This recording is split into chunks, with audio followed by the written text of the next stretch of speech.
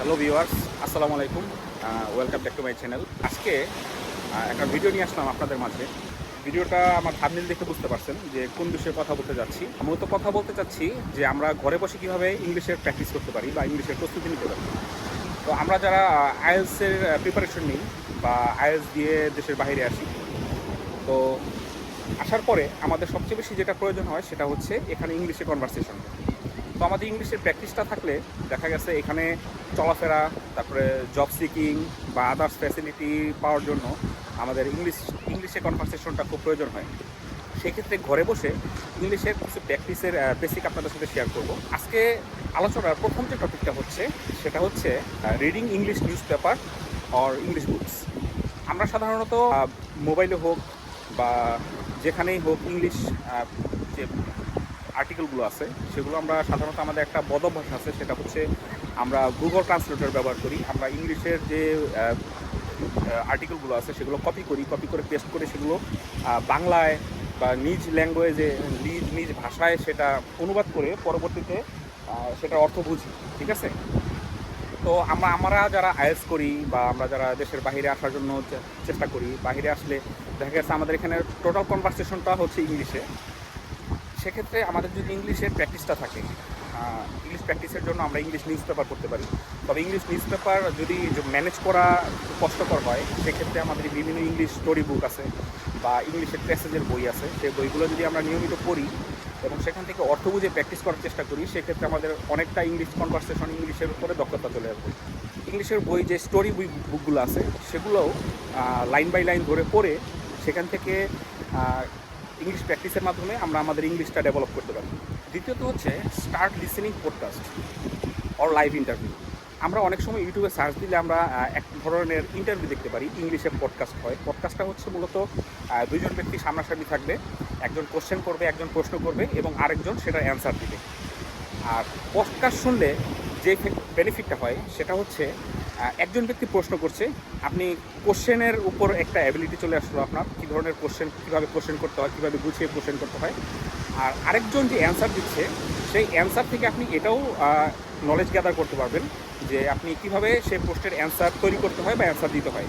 পডকাস্টে শুধু প্রশ্ন করে এবং অ্যান্সার দেয় তা না, প্রত্যেকটা প্রশ্নের ব্যাখ্যা থাকে এবং প্রশ্নের যে উত্তরগুলো আসতেছে সেই উত্তরগুলোরও ব্যাখ্যা থাকে।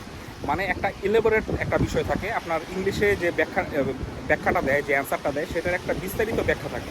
তো আপনি যদি নিয়মিত পডকাস্ট শোনেন, নিয়মিত ইংলিশ ইন্টারভিউগুলো শুনেন বা ইংলিশ নিউজ দেখেন, সেক্ষেত্রে দেখা যাচ্ছে যে আপনার ইংলিশের যে গ্রামাটিক্যাল ইউজ বা ইংলিশের যে কনভারসেশন, ইংলিশের উপর যে দক্ষতা, সেটা আপনার ভিতরে চলে আসবে।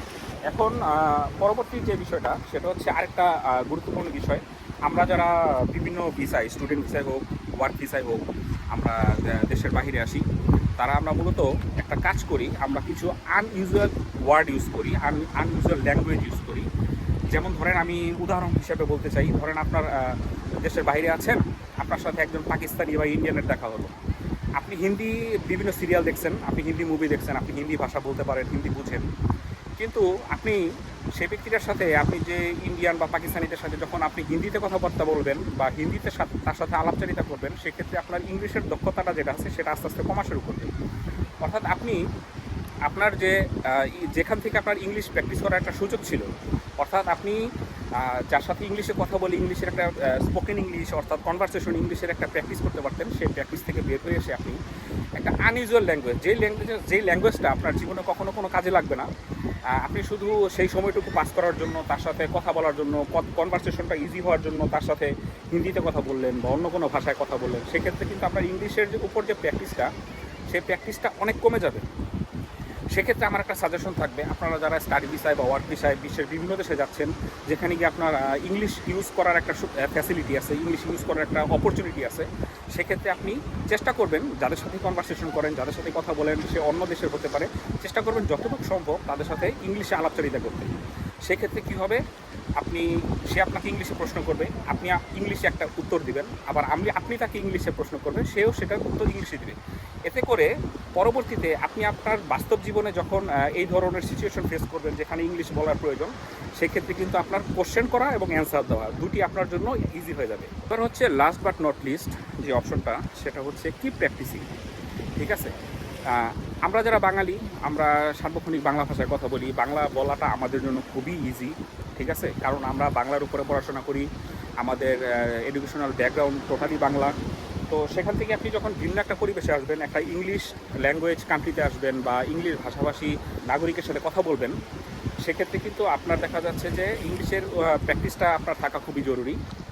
এখন ইংলিশের প্র্যাকটিসটা আপনি কীভাবে করবেন? আপনি পডকাস্ট শুনলেন, আপনি নিউজ পেপার পড়লেন, আপনি মানুষের সাথে ইংলিশে কনভারসেশন করলেন, কিন্তু আপনার সবসময় এটা একটা প্র্যাকটিসের মধ্যে থাকতে হবে। যেই যে বিষয়গুলো আপনাদের সাথে আলোচনা করলাম, এই বিষয়গুলো প্র্যাকটিসের পাশাপাশি আপনারা যদি নিজে নিজে, আমরা কিন্তু অনেক সময় মানুষ যারা আছি তারা মনে মনে বিভিন্ন রকম কথা বলি। তো আপনি মনে মনে একটা কোশ্চেন তৈরি করলেন ইংলিশে, সেটার অ্যান্সারও মনে মনে ইংলিশে দেওয়ার চেষ্টা করলেন, ঠিক আছে? এই যে একটা প্র্যাকটিস। তাছাড়া আপনি যে বই পড়ার কথা প্র্যাকটিস বললাম, তারপরে আপনি চাইলে আপনি নিউজ পেপার জোগাড় করতে পারছেন না, আপনি বই জোগাড় করতে পারছেন না, আমাদের কিন্তু অনলাইনে অনেক বই, অনেক আর্টিকেল আছে যেগুলো ইংলিশে দেওয়া থাকে, সেগুলো পড়লেন, বিভিন্ন বিষয়ে সার্চ দিলেন, ঠিক আছে? আপনি যে কান্ট্রিতে আছেন সেই কান্ট্রি সম্পর্কে সার্চ দিলেন, সেটা ইংলিশে আপনি পড়লেন। বা আপনি বিভিন্ন বেনিফিটস অফ ফ্রুটস, তারপরে আপনার বেনিফিটস অফ ফিজিক্যাল এক্সারসাইজ, এই ধরনের আর্টিকেল যখন আপনি গুগলে সার্চ দিবেন, সার্চ দিয়ে কিন্তু আপনি দেখা যাচ্ছে ইংলিশ আর্টিকেলগুলো পাবেন। সেগুলো পড়ে এক ধরনের প্র্যাকটিস বা এক ধরনের ইংলিশ বলার বা পড়ার একটা অভ্যাস আপনার ভিতরে গড়ে উঠবে। অর্থাৎ আপনার ভিতরে ইংলিশ প্র্যাকটিস করার, ইংলিশ বলতে চাওয়ার যে প্র্যাকটিসের যে একটা ইচ্ছা আছে, সেটা আপনার ভিতরে গড়ে তুলতে হবে। আরেকটা বিষয় হচ্ছে ভিউয়ার্স, ইংলিশ বলতে চাওয়ার যে ভয়, ভিতরে একটা ভীতি তৈরি হয় যে আমি যে ইংলিশটা বলছি, ইংলিশের গ্রামার অ্যাপ্রোপ্রিয়েট আছে কিনা, প্রিপোজিশন অ্যাপ্রোপ্রিয়েট আছে কিনা, এটা টেন্স অ্যাপ্রোপ্রিয়েট আছে কিনা, এই ধরনের ভয় থেকে বের হয়ে আসতে হবে। আপনি যখন কনভারসেশন ইংলিশ ইউজ করবেন, সেক্ষেত্রে আপনি যখন আপনার মনের ভাবটা সুন্দরভাবে অন্যকে বোঝাতে পারবেন, আপনি যখন বুঝতে পারবেন যে আপনি যার সাথে ইংলিশে কথা বলতেছেন সে আপনার কথা বুঝতেছে, সে আপনার ইংলিশ বুঝতেছে, সেটুকু হলেই যথেষ্ট। আপনাকে একদম যে বইয়ের ভাষায় একদম অ্যাপ্রোপ্রিয়েট ইংলিশ আপনাকে বলতে হবে এরকম না। আপনার ওই আস্তে আস্তে বলতে বলতে এটার একটা অভ্যাস হয়ে যাবে। আপনার একটা ছোট্ট একটা উদাহরণ দিই। আপনারা একটা জিনিস খেয়াল করবেন, যারা বাংলাদেশ থেকে সৌদি আরব যায়, 1 মাস অথবা 3 মাস, সৌদি আরব 3 মাস যখন তারা সৌদি আরব থাকে, সৌদি আরব থেকে বাংলাদেশ এসে দেখবেন তারা প্রচুর পরিমাণে আরবি ভাষায় কথা বলতেছে। অর্থাৎ সৌদি আরব থাকতে থাকতে, সেখানে থাকতে থাকতে তারা আরবিটা শিখে গেছে, ঠিক আছে? ঠিক তেমনি যারা কোরিয়াতে থাকে, থাকতে থাকতে কোম্পানিতে কাজ করতে করতে, প্রফেসরদের সাথে কথা বলতে বলতে তারা কোরিয়ান ল্যাঙ্গুয়েজটা শিখে ফেলে। সেক্ষেত্রে আপনার যদি ইংলিশের প্র্যাকটিসটা থাকে, ইংলিশ বলার ভয়টা আপনার ভিতরে না থাকে, বা আপনার ইংলিশ হচ্ছে কিনা, বা আপনার ইংলিশ শুনে কেউ হাসলো কিনা, কেউ ক্রিটিসাইজ করলো কিনা, সেই চিন্তাটা যদি আপনার ভিতরে না থাকে, সেক্ষেত্রে আপনি খুব দ্রুতই দেখা যাবে যে ইংলিশে একটা কনভারসেশন স্কিল ভিতরে গড়ে তুলতে পারবেন। ভিউয়ার্স, আমার এই আলোচনা জাস্ট ছিল আপনি ব্যক্তিগতভাবে, ঘরোয়াভাবে নিজ থেকে কীভাবে ইংলিশের প্র্যাকটিস করতে পারেন বা ইংলিশের উপর একটা দক্ষতা নিয়ে আসতে পারেন, সে সম্পর্কে আলোচনা করার চেষ্টা করেছি। আজকের ভিডিওটি আর বড় করব না, আজকের ভিডিওটি এই পর্যন্তই। আমার ভিডিওটি ভালো লাগলে লাইক, কমেন্ট, শেয়ার করবেন এবং আমার চ্যানেলটি অবশ্যই সাবস্ক্রাইব করে রাখবেন। কোনো কোশ্চেন থাকলে অবশ্যই কমেন্টস করবেন, আমি অ্যান্সার দেওয়ার চেষ্টা করব। দেখা হবে, কথা হবে অন্য কোনো নতুন ভিডিওতে। সে পর্যন্ত সবাইকে ধন্যবাদ। আল্লাহ হাফেজ।